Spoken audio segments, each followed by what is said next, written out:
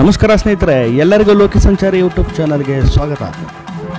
ಸ್ನೇಹಿತರೆ, ತುಂಬ ದಿನದಿಂದ ನಿರೀಕ್ಷೆ ಆಷಾಢ ಮಾಸದಲ್ಲಿ ಚಾಮರಾಜನಗರದ ರಥೋತ್ಸವಕ್ಕೆ ಎಲ್ಲ ಕಾಯ್ತಾ ಇದ್ರು. ಇವತ್ತು ಆ ದಿನ ಬಂದೇ ಬಿಡ್ತು ನೋಡಿ. ಈಗ ಎಲ್ಲ ಕೋಮಿನ ಜನಾಂಗದವರು, ಯಜಮಾನರು, ಮುಖಂಡರುಗಳೆಲ್ಲ ಸೇರಿ ಒಟ್ಟಿಗೆ ಚಾಮರಾಜೇಶ್ವರ ಸ್ವಾಮಿ ರಥೋತ್ಸವಕ್ಕೆ ಪೂಜೆಯನ್ನು ಸಲ್ಲಿಸಲು ಎಲ್ಲ ಕೋಮಿನವರು ಒಟ್ಟಿಗೆ ಹೋಗ್ತಾ ಇದ್ದಾರೆ. ಇದು ಇಂದಿನಿಂದ ನಡೆದುಕೊಂಡು ಬಂದಿರುವಂತಹ ಪದ್ಧತಿ. ನಮ್ಮ ಚಾಮರಾಜನಗರದ ರಥೋತ್ಸವಕ್ಕೆ ಮುಂಚೆನೇ ಎಲ್ಲ ಕೋಮಿನ ಜನಾಂಗದವರ ಮುಖಂಡರು ಮತ್ತು ಯಜಮಾನರುಗಳನ್ನು ಕರೆದು ಸಭೆಯನ್ನು ನಡೆಸಿ ಯಾವ ರೀತಿ ಆಚರಣೆಗಳನ್ನ ಮಾಡಬೇಕು ಅನ್ನೋದನ್ನು ಮುಂಚೆನೇ ಹೇಳಿರ್ತಾರೆ. ಈಗ ಅದೇ ರೀತಿ ಎಲ್ಲ ಕೋಮಿನ ಜನಾಂಗದ ಮುಖಂಡರು, ಯಜಮಾನರುಗಳು ಎಲ್ಲ ಒಗ್ಗಟ್ಟಾಗಿ ರಥೋತ್ಸವಕ್ಕೆ ಈಗ ಹೋಗಿ ಪೂಜೆಯನ್ನು ಸಲ್ಲಿಸಿ ಮತ್ತು ರಥೋತ್ಸವಕ್ಕೆ ಚಾಲನೆಯನ್ನು ಕೊಡ್ತಾರೆ. ಸ್ನೇಹಿತರೆ, ಈಗ ಚಾಮರಾಜೇಶ್ವರ ದೇವಸ್ಥಾನದ ಮುಂಭಾಗ ನೋಡಿ ರಥ ಹೊರಡಲು ಸಿದ್ಧವಾಗಿದೆ. ಈಗ ಹೋಗಿ ಎಲ್ಲ ಕೋಮಿನ ಜನಾಂಗದವರು ಪೂಜೆಯನ್ನು ಸಲ್ಲಿಸಿ ನಂತರ ರಥೋತ್ಸವವನ್ನು ಶುರು ಮಾಡ್ತಾರೆ. ಬನ್ನಿ, ಈಗ ಮುಂದೆ ಪೂಜೆ ಕಾರ್ಯಕ್ರಮ ಹೇಗೆ ನಡೆಯುತ್ತೆ ಅನ್ನೋದನ್ನು ಎಲ್ಲ ಪೂರ್ತಿ ನಿಮಗೆ ಕಂಪ್ಲೀಟ್ ಚಾಮರಾಜನಗರದ ರಥೋತ್ಸವದ ವಿಡಿಯೋವನ್ನು ತೋರಿಸ್ತೀನಿ.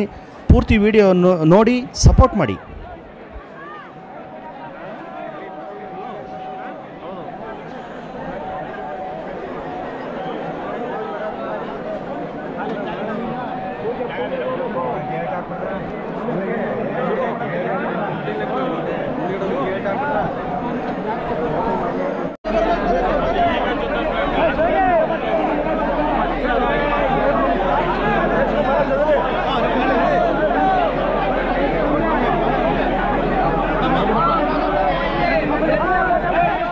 ಸ್ನೇಹಿತರೆ, ಮೊದಲಿಗೆ ಚಾಮರಾಜೇಶ್ವರ ರಥೋತ್ಸವಕ್ಕೆ ಎಲ್ಲ ಕೋಮಿನ ಯಜಮಾನರುಗಳು, ಮುಖಂಡರುಗಳ ಪೂಜೆಗಳನ್ನು ಸಲ್ಲಿಸ್ತಾರೆ. ಅವರ ಪೂಜೆಯನ್ನು ಸಲ್ಲಿಸಿದ ನಂತರ ಬೇರೆಯವರು ಪೂಜೆಗಳನ್ನು ಕೊಡ್ತಾರೆ. ರಥೋತ್ಸವಕ್ಕೆ ಎಲ್ಲ ಕೋಮಿನ ಯಜಮಾನರುಗಳು, ಮುಖಂಡರು ಪೂಜೆಯನ್ನು ಸಲ್ಲಿಸೋದು ಏನಂದರೆ, ಏನು ಆಯಾ ಕೋಮಿನ ಯಜಮಾನರುಗಳು ಬಂದಿರ್ತಾರೆ, ಆ ಕೋಮಿನ ಸಂಪೂರ್ಣ ಅಭಿವೃದ್ಧಿ ಒಳ್ಳೆಯದಾಗಲಿ ಅನ್ನೋ ಒಂದು ಬೇಡಿಕೆಯನ್ನು ಇಟ್ಟು ಆಯಾ ಕೋಮಿನ ಮುಖಂಡರುಗಳು ಪೂಜೆಯನ್ನು ಸಲ್ಲಿಸ್ತಾರೆ. ಇದರಿಂದ ಎಲ್ಲ ಜನಾಂಗದವರು ಶಾಂತಿಯಿಂದ ಸುಖದಿಂದ ಬಾಳುತ್ತಾರೆ ಅನ್ನೋದು ಒಂದು ನಂಬಿಕೆ ಇಟ್ಕೊಂಡು ಕೋಮಿನ ಯಜಮಾನರುಗಳು ಅವರು ಜನಾಂಗದ ಪರವಾಗಿ ನಿಂತು ಪೂಜೆಯನ್ನು ಸಲ್ಲಿಸುವಂಥದ್ದು ನೋಡಿ. ಈಗ ಎಲ್ಲ ಕೋಮಿನ ಜನಾಂಗದ ಮುಖಂಡರುಗಳು ಬಂದು ಸೇರಿದರೆ ಈಗ ಪೂಜೆಯನ್ನು ಕೊಡ್ತಾ ಇದ್ದಾರೆ. ಪೂಜೆಯ ಆದ ನಂತರ ಈಗ ರಥೋತ್ಸವ ಮುಂದೆ ಹೊರಡುತ್ತೆ. ಸ್ನೇಹಿತರೆ, ಈಗ ಇನ್ನೂ ಇಲ್ಲಿ ಕೆಲವು ಪೂಜಾ ಕಾರ್ಯಕ್ರಮಗಳು ನಡೆಯುತ್ತೆ. ಏನೇನು ನಡೀತಿದೆ ಅನ್ನೋದನ್ನು ನಿಮಗೆ ಹಾಗೆ ತೋರಿಸ್ತಾ ಇರ್ತೀನಿ ನೋಡಿ.